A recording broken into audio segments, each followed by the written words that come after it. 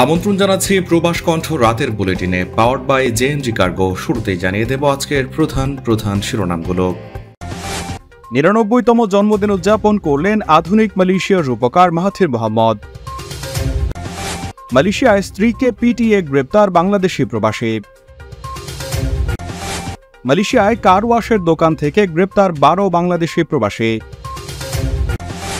এবং প্রাঙ্গণে প্রবাসীদের থাকতে দিয়ে বিপুল জরিমানার মুখে মালয়েশিয়ান নিয়োগকর্তা। দেখছিলেন শিরোনাম, এবার বিস্তারিত। মালয়েশিয়া থেকে দেশে মালামাল পাঠানোয় পাশে আছে প্রবাসীদের বিশ্বস্ত জেএমজি কার্গো অ্যান্ড লজিস্টিক্স। প্রতি শুক্রবার শিপমেন্টে মালামাল যাচ্ছে বাংলাদেশের ৬৪ জেলায়, প্রতি কেজি মাত্র ২৬ রিঙ্গিত করে। মালয়েশিয়ার যে কোনো প্রান্ত থেকে মালামাল পাঠাতে যোগাযোগ করুন ৯৫ জালান তুন এইচএসলি সিটি সেন্টার, কোতারায়া ব্যাংকক ব্যাংকের পাশে, অথবা ফোন করুন স্ক্রিনে দেওয়া নম্বরে। ৯৯তম জন্মদিন উদযাপন করলেন আধুনিক মালয়েশিয়ার জনক ও রূপকার, দক্ষিণ এশিয়ার সবচেয়ে দীর্ঘ সময়ের সাবেক প্রধানমন্ত্রী তুন ডক্টর মাহাথির মোহাম্মদ। বুধবার মাহাথিরের ৯৯ বছর বয়স পূর্ণ হয়েছে। মাহাথির ১৯২৫ সালে রাজধানী কুয়ালালামপুর থেকে প্রায় ৪৪৫ কিলোমিটার দূরে কেদাহ রাজ্যের আলোর সেতান নামক এলাকায় জন্মগ্রহণ করেন। এই জন্মদিন পালন করার সময় স্থানীয় সাংবাদিকদের এক প্রশ্নের উত্তরে মাহাথির অকপটে জানালেন ৯৯ বছর সুস্থ সবলভাবে বেঁচে থাকার গোপন রহস্য। মাহাথির নিজে একজন চিকিৎসক থেকে সরাসরি রাজনীতিতে এসেছেন। সাংসারিক জীবনে তার এক স্ত্রী সিতি হাজমা সহ ৭ সন্ততি রয়েছে। তিনি ১৯৮১ সালে মালয়েশিয়ার প্রথম প্রধানমন্ত্রীর দায়িত্বভার গ্রহণ করেন এবং একটানা ২০০৩ সাল পর্যন্ত ক্ষমতায় ছিলেন এই রাষ্ট্রনায়ক। তার নেতৃত্বে ক্ষমতাসীন দল পরপর ৫ বার জাতীয় সংসদ নির্বাচনে জয়ী হয়ে সরকার গঠন করে। তিনি এশিয়ার সবচেয়ে দীর্ঘ সময় ধরে গণতান্ত্রিকভাবে নির্বাচিত প্রধানমন্ত্রী ছিলেন। ২০০৩ সালের ৩০ অক্টোবর তিনি স্বেচ্ছায় প্রধানমন্ত্রীর পদ ছেড়ে দেন। অবসর গ্রহণের দীর্ঘ ১৫ বছর পর ৯২ বছর বয়সে সাবেক প্রধানমন্ত্রী নাজিব রাজাক দুর্নীতির সংশ্লিষ্টতার কারণে মাহাথির মোহাম্মদ আবারও আসেন রাজনীতিতে। ২০১৮ সালের ৯ মে অনুষ্ঠেয় সাধারণ নির্বাচনে জয়ের পরদিন ১০ই মে মালয়েশিয়ার প্রধানমন্ত্রী হিসেবে আবারও শপথ নেন তিনি। সবশেষ ১৯ নভেম্বর ২০২২ নির্বাচনে হেরে যান। দেশটির সোশ্যাল মিডিয়ায় ইতিমধ্যে মাহাথির মোহাম্মদকে জন্মদিনের শুভেচ্ছা এবং অভিনন্দন জানিয়েছেন নেটিজেনরা। মূলত মাহাথিরের নেতৃত্বেই একটি অনুন্নত দেশ থেকে দ্রুত মালয়েশিয়া এশিয়ার ইউরোপ হিসেবে খ্যাতি লাভ করে। এজন্যই মাহাথিরকে বলা হয় আধুনিক মালয়েশিয়ার রূপকার বা জনক। দেশটির জাতির জনক হচ্ছে টেঙ্কু আবদুল্লাহ।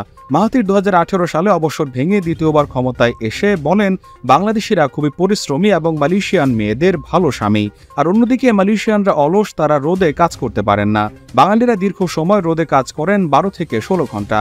মাহাথির একবার হাস্যরস করে বলেছিলেন, যেভাবে বাংলাদেশিরা মালয় মেয়েদের বিয়ে করছেন, কিছুদিন পর মালয় ছেলেরা বিয়ের জন্য মেয়ে পাবে না। সাংবাদিকরা মাহাথিরকে প্রশ্ন করেন, আপনার ৯৯ বছর সুস্থ সবলভাবে বেঁচে থাকার গোপন রহস্য কি? উত্তরে প্রথমেই বলেন, কোনো গোপন রহস্যই নেই। কর্মজীবনে কঠোর পরিশ্রম এবং ব্যায়াম করতে হবে। আর খাবারে শুধুমাত্র চর্বি, চিনি এবং কার্বোহাইড্রেট যুক্ত খাবার এড়িয়ে চলতে হবে। এসব খাবার বাদ দিয়ে সুশৃঙ্খল খাদ্যাভ্যাস গড়ে তুলতে হবে। মালয়েশিয়ার পেনাং রাজ্যে একটি বাড়িতে স্ত্রীকে পিটিয়ে আহত করার অভিযোগ উঠেছে শুভচন্দ্র রায় নামে এক বাংলাদেশির বিরুদ্ধে। বৃহস্পতিবার বাটারওয়ার্থ ম্যাজিস্ট্রেট কোর্টে ম্যাজিস্ট্রেট সিতি জুলেখার সামনে আসামি শুভচন্দ্র রায়ের বিরুদ্ধে আনা অভিযোগ পড়ে শোনানো হলে আসামি নিজেকে নির্দোষ দাবি করেন। আদালত সূত্রে জানা যায়, গত ২৯ জুন রাত ৯:৩০টার দিকে উত্তর সেবেরাং পেরাই জেলার তামানমাক মান্দিনজায়ের একটি বাড়িতে স্ত্রীকে পিটিয়ে আহত করার অভিযোগ আনা হয় শুভর বিরুদ্ধে। আসামির বিরুদ্ধে দণ্ডবিধির ৩২৩ ধারা এবং একই ফৌজদারি কার্যবিধির ৩২৬ ধারায় অভিযোগ আনা হয়েছে। অভিযুক্ত বাংলাদেশির মালয়েশিয়ার বসবাসের কাগজপত্র যাচাই বাছাই শেষে দেখা যায়, বৈধকরণ কর্মসূচির মেয়াদ শেষেও তিনি দেশটিতে অবস্থান করছিলেন। এদিকে দেশটির ইমিগ্রেশন বিভাগ বলছে, গত ৩১ মার্চ শ্রম ও পুনর্বিবেচনা কর্মসূচির মেয়াদ শেষ হওয়ার পর অভিযুক্তের তার নিজ দেশে ফিরে যাওয়া উচিত ছিল। আদালত আসামির জামিন নামঞ্জুর করে আইনজীবী নিয়োগের জন্য ২ সেপ্টেম্বর দিন ধার্য করেছেন।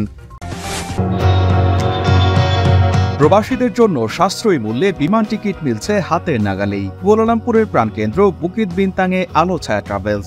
আজই চলে আসুন ৮ জালান আংসোকা, বুকিত বিনতাং, কুয়ালালামপুর, অথবা ফোন করুন স্ক্রিনে দেয়া নম্বরে। আস্থা ও বিশ্বস্ততার মাধ্যমেই সেবা দেয় আমাদের লক্ষ্য। মালয়েশিয়ার একটি কার ওয়াশের দোকানে অভিযান চালিয়ে ১২ বাংলাদেশিকে গ্রেপ্তার করেছে দেশটির ইমিগ্রেশন পুলিশ। গ্রেপ্তারকৃতদের সকলের বয়স ২৫ থেকে ৩৫ বছরের মধ্যে। মঙ্গলবার স্থানীয় সময় দুপুর ১২টায় সেলাঙ্গোর রাজ্যের পেটালিংজাই এক্সপ্রেসওয়ে এলাকার একটি পেট্রোল স্টেশনের পাশে কার ওয়াশ দোকান থেকে তাদের গ্রেপ্তার করা হয়। বৃহস্পতিবার ইমিগ্রেশন বিভাগের মহাপরিচালক দাতুক রসলিন বিন জুসো এক বিবৃতিতে বলেছেন, ৯ জুলাই পুত্রাজায়া ইমিগ্রেশন হেডকোয়ার্টার থেকে মোট ১৭ জন অফিসারের সমন্বয়ে একটি অভিযান পরিচালিত হয়। সেই অভিযানে কার ওয়াশে কর্মরত অভিবাসীদের কাগজপত্র পরীক্ষা করেন তারা। এ সময় গ্রেপ্তারকৃত সবাই বৈধ কাগজপত্র দেখাতে পারেননি। গ্রেপ্তারকৃতদের মালয়েশিয়ার ইমিগ্রেশন অ্যাক্ট ১৯৫৯-৬৩ ধারা ৬-এর অধীনে দেশটিতে প্রবেশের জন্য বৈধ পাসপোর্ট বা নথি না থাকার জন্য পাসপোর্ট শর্ত ভঙ্গ করেছে বলে প্রতীয়মান হয়। উল্লেখ্য, যারা অবৈধভাবে অবস্থান করে পাসপোর্টের অপব্যবহার করে তাদের বিরুদ্ধে ইমিগ্রেশন কোনো আপোষ করবে না বলে হুঁশিয়ারি দেওয়া হয়। অবৈধ প্রবাসীদের নিয়োগ সুরক্ষা দেয় এমন নিয়োগকর্তার বিরুদ্ধেও কঠোর ব্যবস্থা নেওয়া হবে বলে জানিয়েছেন ইমিগ্রেশন বিভাগের মহাপরিচালক। কোম্পানির প্রাঙ্গণে ৬ অবৈধ প্রবাসীর প্রবেশ এবং বসবাসের অনুমতি দেওয়ার অপরাধে আজ দায়রা আদালত ৩৬,০০০ রিঙ্গিত জরিমানা করেছে একটি কারখানার পরিচালককে। অভিযুক্ত ডিরেক্টর লি সিউ টো জরিমানা দিতে ব্যর্থ হলে তাকে ৬ মাসের কারাদণ্ডের মুখোমুখি হতে হবে। হাকিম ইনতান নুরুল ফারেনা জয়নাল আবেদিনের সামনে ম্যান্ডারিন ভাষায় একজন দোভাষী তার বিরুদ্ধে আনা অভিযোগ পড়ে শোনানোর পর ওই ব্যক্তি দোষী সাব্যস্ত হলে এই সাজা ঘোষণা করা হয়। অভিযোগ অনুযায়ী সিউ টোর বিরুদ্ধে বাংলাদেশি সহ ৬ জনকে আবাসন প্রদান করায় তাকে এই শাস্তি দেওয়া হয়েছে।